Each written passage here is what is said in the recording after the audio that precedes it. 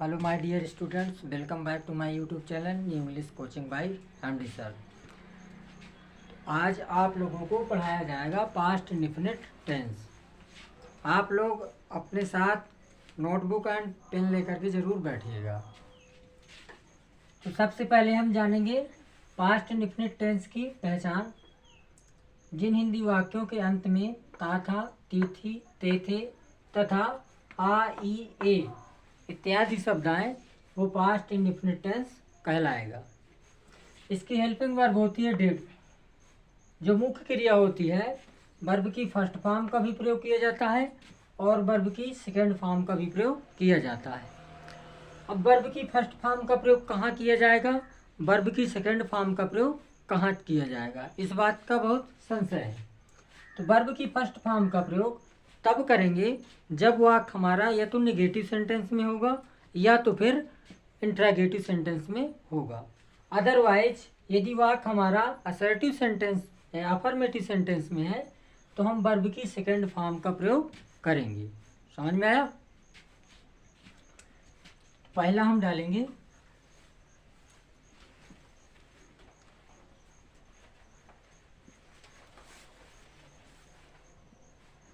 Affirmative sentence. यदि past indefinite का affirmative sentence आ रहा है तो हम हेल्पिंग वर्ब का प्रयोग नहीं करेंगे। क्या फिर करेंगे? वर्ब की सेकेंड फॉर्म का प्रयोग करेंगे। नोट डाल के इसके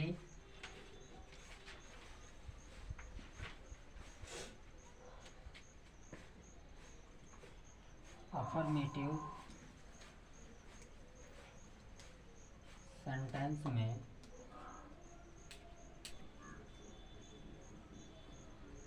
वर्ब की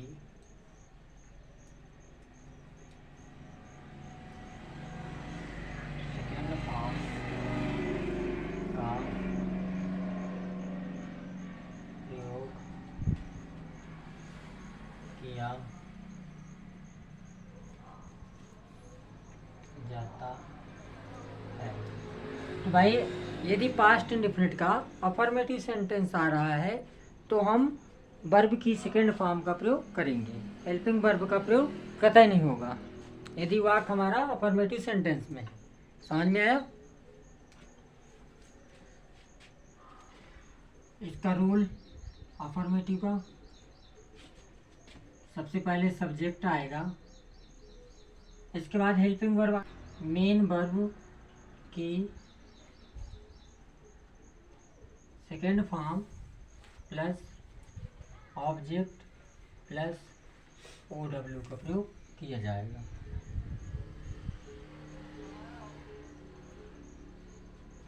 यानी सब्जेक्ट मेन वर्ब की सेकेंड फॉर्म ऑब्जेक्ट और अदर वर्ड का प्रयोग किया जाएगा। एग्जाम्पल जैसे हम कहते हैं वह पुस्तक पढ़ता था, वह पुस्तक पढ़ता था। तो भाई इसके बाद helping verb not use, main verb इसमें क्या है? पढ़ना। पढ़ना की second form and third form same होती है, फर्स्ट फॉर्म भी सेम होती है, रीड आ बुक। वह पुस्तक पढ़ता था। नंबर सेकेंड, पुस्तक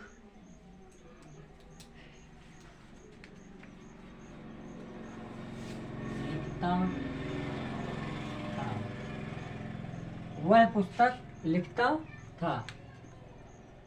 ही राइट मीन्स लिखना, राइट की सेकेंड फॉर्म रोट होती है, ही रोट आ बुक। अगला वह एक पत्र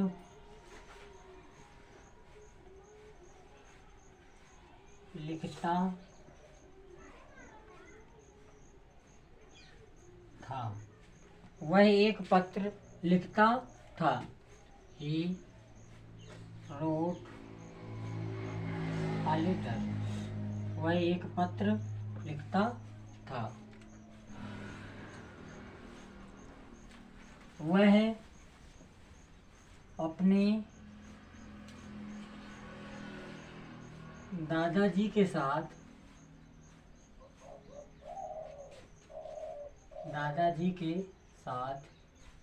बाजार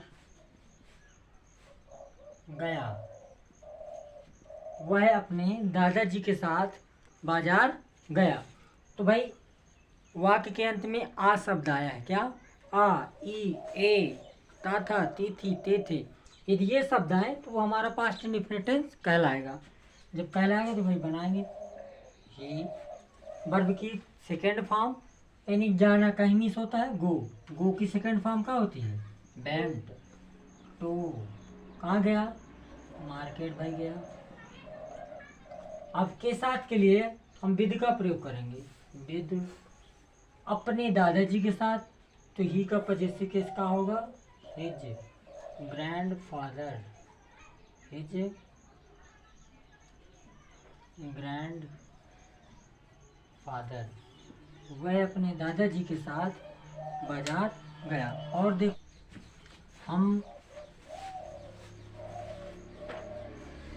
हमने अपना काम पूरा किया। हमने अपना काम पूरा किया।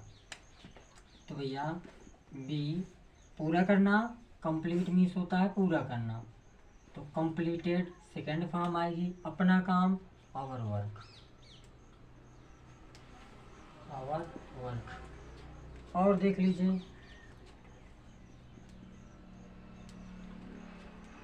वे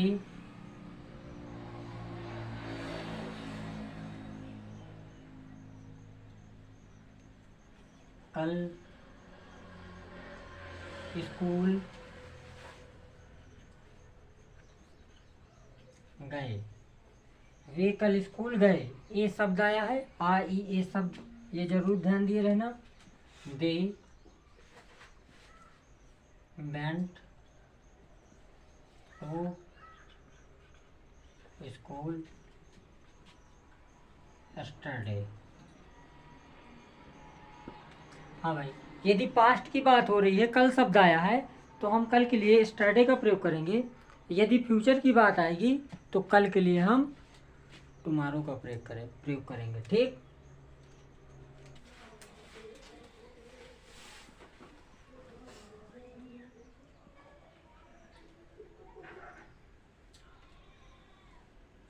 आपको रूल लिख लो सीधे।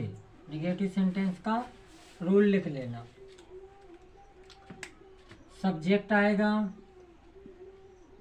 हेल्पिंग वर्ब में हम सब्जेक्ट के करेंगे भाई, डिड नॉट का प्रयोग करेंगे। इसके बाद मेन वर्ब की फर्स्ट फॉर्म आएगी। यदि वाक्य हमारा निगेटिव है तो डिड नॉट का प्रयोग होगा। फिर वर्ब की सेकेंड फॉर्म का नहीं प्रयोग होगा, वर्ब की फर्स्ट फॉर्म का प्रयोग किया जाएगा। इसके बाद ऑब्जेक्ट आएगा। इसके बाद अदर वर्ड रहेगा। ये है आपका बनाने का नियम। सिंपल सेंटेंस और निगेटिव सेंटेंस बनाने का नियम है। और एग्जाम्पल देखो, एग्जाम्पल से पूरा प्रूफ हो जाएगा। जैसे उसने अपना गृह कार्य पूरा नहीं किया। उसने अपना गृह कार्य पूरा नहीं किया। अभी वाक्य में हमारे निगेटिव वर्ड और वाक्य हमारा पास्ट इंडेफिनिट टेंस का है। पास्ट इंडेफिनिट टेंस का तो भी बनाएंगे। पहले सब्जेक्ट, नियम तो कहता है पहले सब्जेक्ट आएगा। इसके बाद डिड नॉट का प्रयोग किया जाएगा। डिड नॉट हो गया। मेन वर्ब इसकी क्या है? पूरा करना। तो कंप्लीट, ना कि कंप्लीटेड होगा। वर्ब की फर्स्ट फॉर्म का प्रयोग किया जाएगा। कंप्लीट क्या नहीं पूरा किया है, अपना गृह कार्य। तो हिज होमवर्क।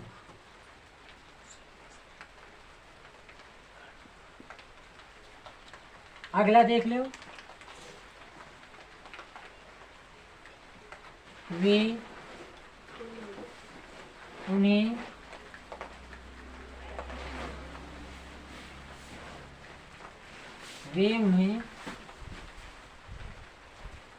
पुस्तक नहीं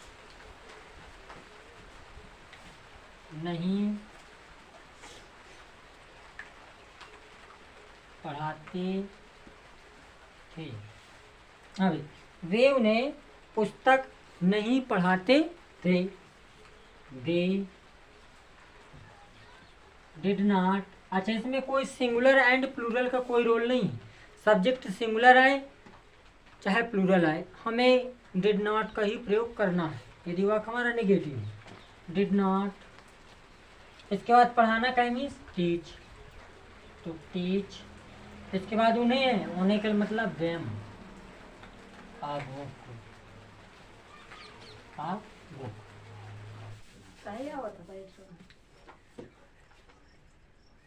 इंट्रागेटिव सेंटेंस। इंट्रागेटिव सेंटेंस यानी प्रश्नवाचक वाक्य। इंट्रागेटिव सेंटेंस जो है ये 2 टाइप्स में बनाए जाते हैं, आपने पहले भी पढ़ा है भाई।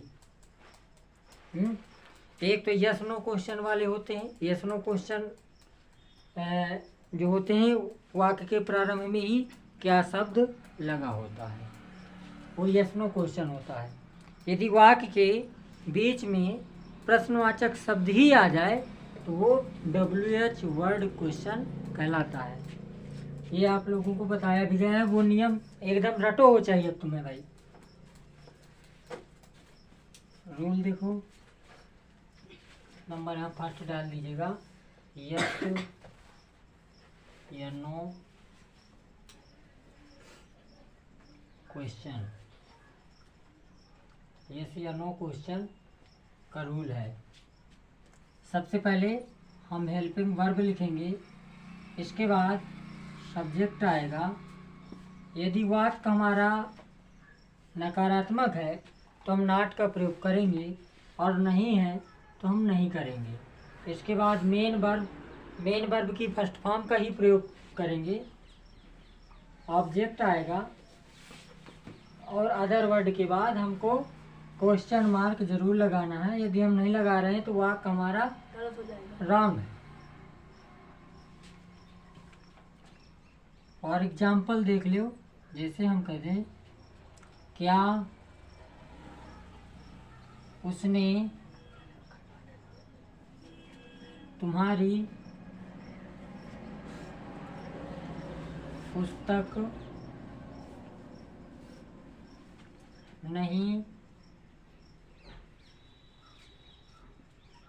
चुराई। हाँ भाई देख लो, क्या उसने तुम्हारी पुस्तक नहीं चुराई। तो भाई एक तो यहाँ प्रश्नवाचक चिन्ह लगा है, दूसरा वाक्य के प्रारंभ में क्या शब्द लगा है। यस नो क्वेश्चन के अंतर्गत इसको काउंट किया जाएगा।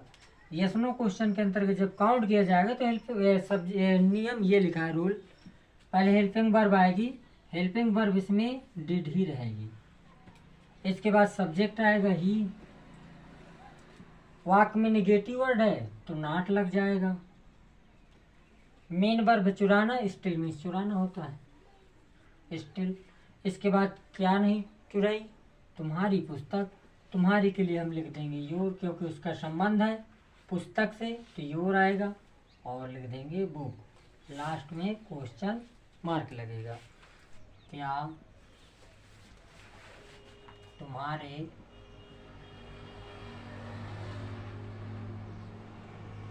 पिताजी दिल्ली गए थे। क्या तुम्हारे पिताजी दिल्ली गए थे। हाँ भैया, did your father go to Delhi. क्या तुम्हारे पिताजी दिल्ली गए थे? Did your father go to Delhi. और एक तो देख लो, क्या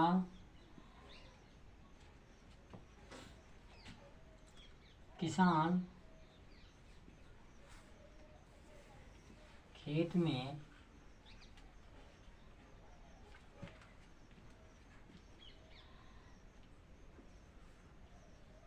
पूरा दिन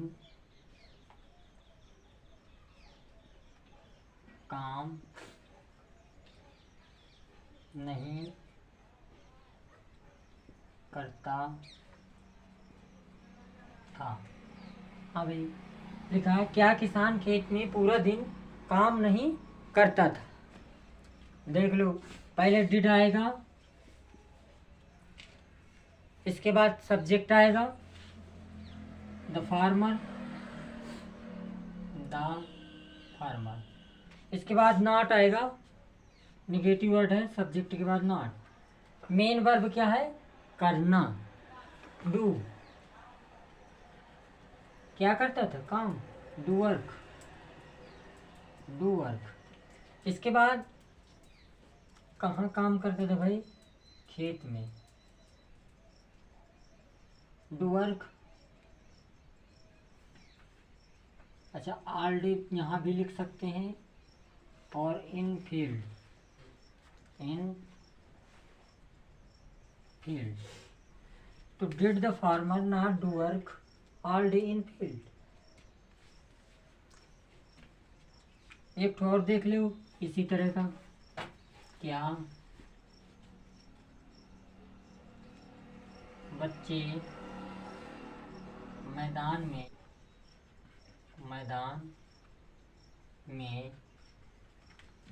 खेल नहीं खेलते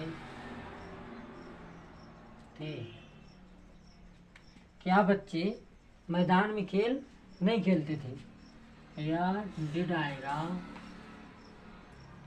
children, did children not play game in field, in field. Did children not play game. यदि वाक्य हमारा WH वर्ड क्वेश्चन का हो, यदि वाक्य हमारा WH क्वेश्चन का हो, तो फिर क्या करेंगे? पहले भी बताया गया है, आज भी बता रहे हैं। यदि वाक्य के बीच में प्रश्नवाचक शब्द as, what, why, when, where, how, who, ये तीसरा वर्ड आए, तो ऐसे वाक्यों को ट्रांसलेट करने के लिए रूल है, सबसे पहले हम WH वर्ड लिखेंगे, इसके बाद हेल्पिंग वर्ब आएगी, सब्जेक्ट रहेगा। यदि वाक्य में निगेटिव वर्ड है तो नॉट का प्रयोग करेंगे, नहीं है तो नहीं करेंगे। मेन वर्ब ऑब्जेक्ट रहेगा, एंड अदर वर्ड के बाद हम क्वेश्चन मार्क जरूर लगाएंगे। ये हमारा रूल है। और एग्जाम्पल जैसे हम कह दें, वह अपने माता पिता की आज्ञा क्यों नहीं मानता था? वह अपने माता पिता की आज्ञा क्यों नहीं मानता था? अब भाई यहाँ आएगा क्वेश्चन मार्क। तो भाई बीच में WH वर्ड भी है, निगेटिव वर्ड है। इसको देखते हुए वाक्य को ट्रांसलेट करते हैं। तो सबसे पहले हम WH वर्ड ही लिख देंगे, वाई डिड। अब इसके बाद सब्जेक्ट आएगा। सब्जेक्ट इसमें कौन है? ही। नॉट मेन वर्ब है आज्ञा मानना। ऑबे मीन्स होता है आज्ञा मानना। रिस्पेक्ट भी लिखा जा सकता है, ऑबे। अब इसके बाद किसकी आज्ञा नहीं मानता? अपने माता पिता की। तो he did not obey his parents.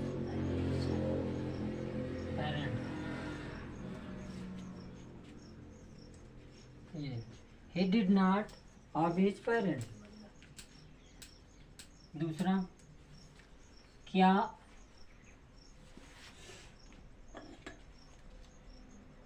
वहाँ कब जाता था? बिल्कुल छोटा सा वाक्य है, बहुत इजी वाक्य है। मैं वहाँ कब जाता था? तो भैया व्हेन, कब के लिए हम व्हेन लिख देंगे। हेल्पिंग वर्ब डिड, सब्जेक्ट आएगा आई, मेन वर्ब है गो, और वहाँ का मतलब होता है देयर। जैसे कह दिया जाए तुमने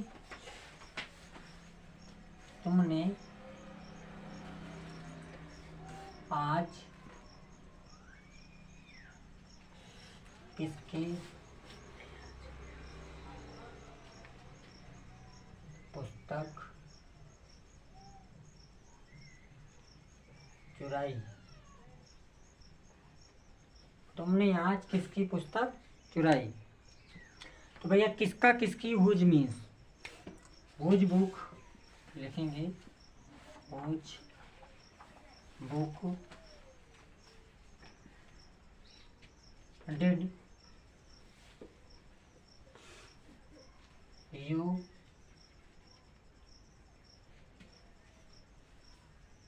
स्टिल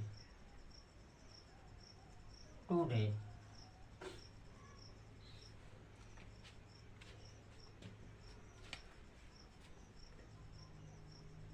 वह मुझे क्यों नहीं पीटता था? वह मुझे क्यों नहीं पीटता था या मारता था? ये क्यों? Why did he not beat me? Why did he not beat me, वह मुझे क्यों नहीं पीटता था। आज का होमवर्क ये रहा आपकी स्क्रीन पे। इसको ज़रूर से ज़रूर ट्रांसलेट करें और कमेंट बॉक्स में बताएं। यदि चैनल में पहली बार आए हों तो चैनल को सब्सक्राइब करें और बेल आइकन को ज़रूर ऑन कर लें, ताकि आने वाली हर एक वीडियो का नोटिफिकेशन आप तक पहुंच सके। Thank you so much, all the best.